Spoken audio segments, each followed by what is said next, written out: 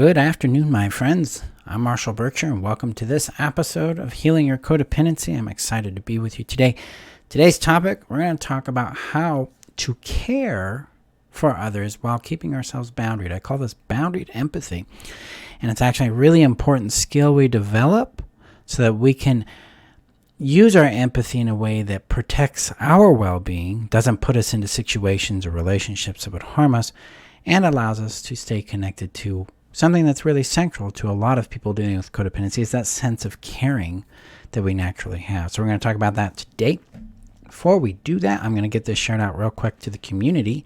The community is your safe haven here on the internet where you can find additional tools, guidance, and support in your journey beyond codependency and into your well-being, into your happiness. So come join us there. The link is above on Facebook, below on YouTube. And if you're listening via YouTube or watching via YouTube, hit that subscribe button and let me hit that like button and let me know in the comments below what you guys gained from today's class. As well as if you're listening via podcast, which is really where many of you are finding me now. So thank you for joining and finding me there. You can come to healyourcodependency.com and join the community right on the front page there.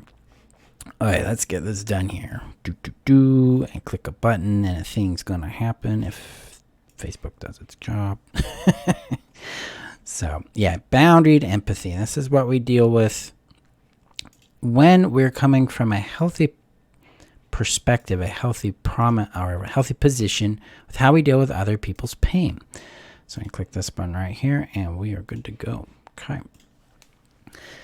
So most of the time in codependency, we come from a premise of feeling responsible for the pain someone else experiences, whether it's something we did that they feel pain in response to, or whether it's something they're just having pain in response to. This is actually what I call hyperempathy, or another term we often do use in this is a sense of enmeshment of responsibility for the emotional state of someone else. We learn this kind of enmeshment by being told that we cause other people to feel something. That's usually made in the statements of, you made me feel this way, you did this to me, and you made me upset, you made me happy, you made me sad, these kinds of things. This kind of you made me statement that we encounter quite a bit in emotionally unmatured relationships implies that we have the power to and the responsibility to for the emotions, or to cause the emotions someone else feels. In reality, what's going on is the person's having an internal response or reaction to an external stimulus. Where we do or do not do a thing, and they experience an internal stimulus in response to that experience, and that's their emotion. That's the feeling that comes up within themselves. So most of the time, or I'd say all the time, our emotions are a result of our internal world and not necessarily the external world. We learn emotional relationship that way. We're like, oh, when this happens, I feel this way. Okay, cool. Now we can understand our emotional experience about and care for it. But when we come from the premise that someone else causes us to feel a certain way, then we have a problem, because now the ownership, the power is in the other person.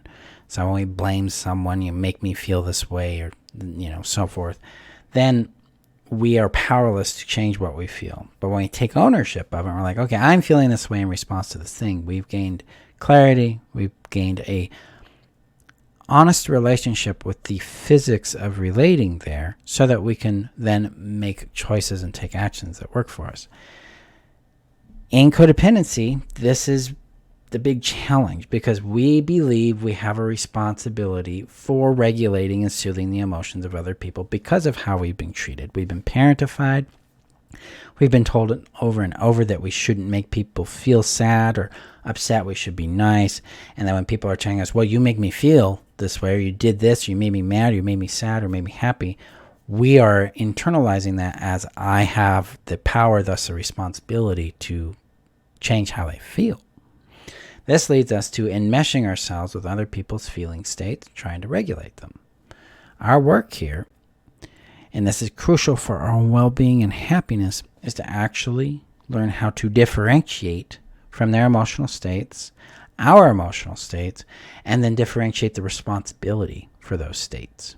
So that's why I start off with that premise of, in my work, we are responsible. We are the creator of our emotional states 100% of the time, because our emotional state is a result of our own psychology, our own programming in relationship to the thing that happened. So, and from that perspective, then this becomes a practical matter and also an emotional boundary matter. And I call this boundaried empathy. The idea here is my empathy shows up and says, I care about the pain this person is having. I care about the trauma they've been through. I care about what is going on for them in their world. I care about that because they matter to me. I love them. I want them to be well. I want them to be safe. In codependency, then the responsibility kicks in. Well, since I feel empathy for it, since I have awareness of this pain, I must do something about this pain on their behalf. And that's usually where we try to get in there and fix a problem, rescue them from a consequence, regulate their emotions. In the healthy dynamic, what we do is we acknowledge, hey, I got some empathy here. And now I can share it with them if they're a safe person to share with. Say, hey, I see you're in some pain, and that matters to me. I'm here to listen. I'm here to connect with you. I'm here to hold space with you. That's empathy. Empathy doesn't move into fixing. It doesn't move into rescuing. It doesn't move into regulating. It moves towards them with an offer of connection, holding care and space and warmth for what they're experiencing. It also respects, boundaried empathy also respects that the reality that these individuals have the capability and the responsibility to solve the challenges they're facing, navigate the consequences they've created for themselves, and also care for and nurture their emotions. Because we're dealing with adults and not children in this context. So boundaried empathy allows us to say, hey, I care, and let's see what you do with this. Let's see what you choose to do with your world, your challenges, and how you're going to learn from your consequences. When we take this approach, we are empowered to exit the land of rescuing and fixing and enabling. This allows us to go, hey, this person's got some real big stuff going on in their world. I can hold space and care while not getting involved in it, while not entangling myself in it, without using my resources to inappropriately fix their problem, as well as I can protect my own capacity, my own well-being, my own priorities. Because in codependency, empathy morphs into an engulfment. We become engulfed in their problems, swallowed up in their world, because we're enmeshing with them in order to regulate, fix, or rescue them from the things they've created or that they're encountering in their world.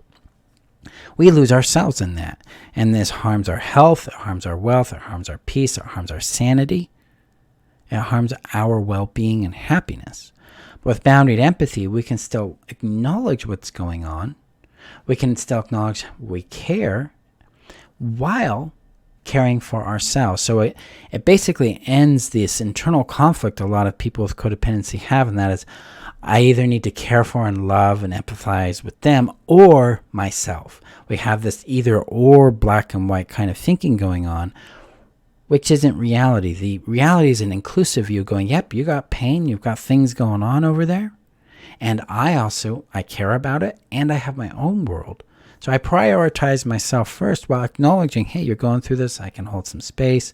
I can offer some time and care, but I'm not going to fix. I'm not going to rescue, and I'm not going to go in there and do the regulation or the emotional labor that they need to be doing to navigate their world.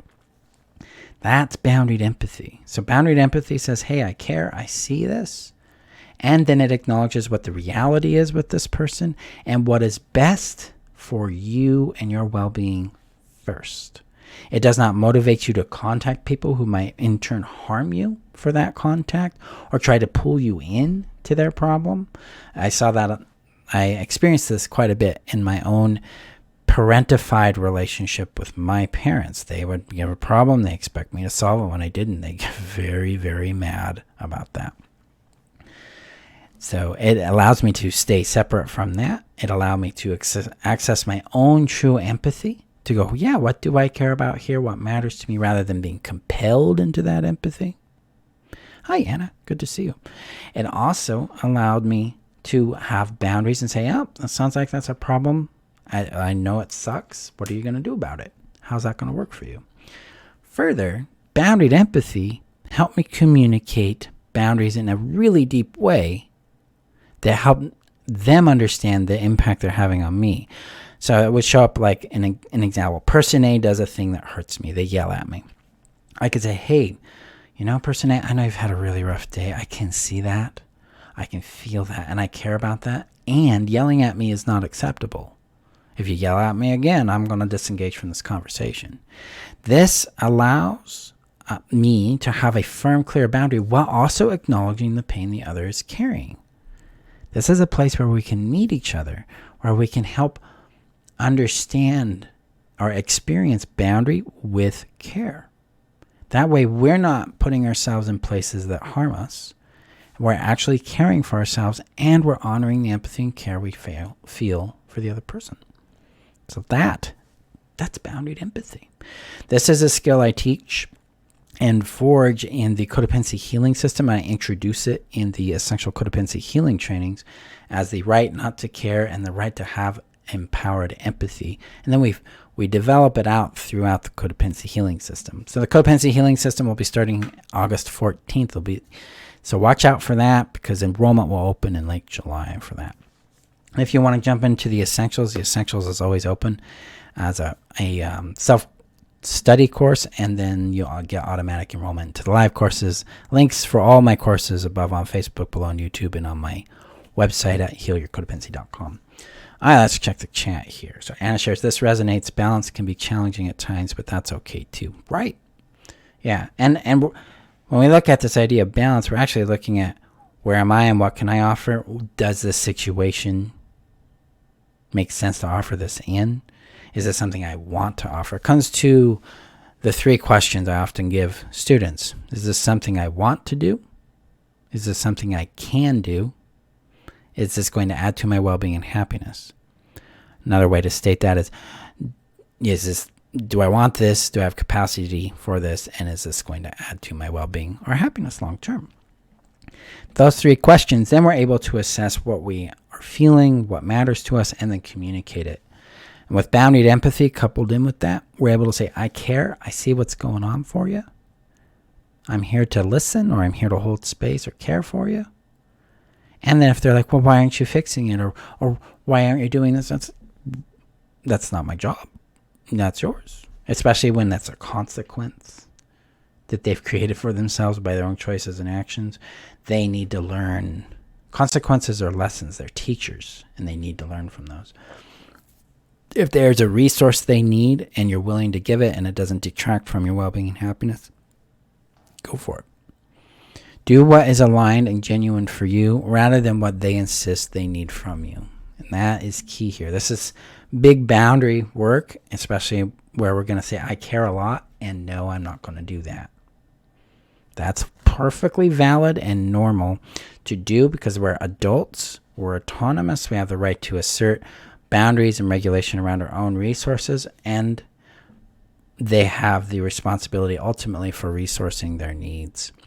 And if we're not a resource for them, we can encourage them to find other resources or offer opportunity. Hey, I know someone that might be able to do that. Here you go. And then they take action on it. That's how we help in a healthy and empowered manner there. So, all right. That is today's episode, my friends.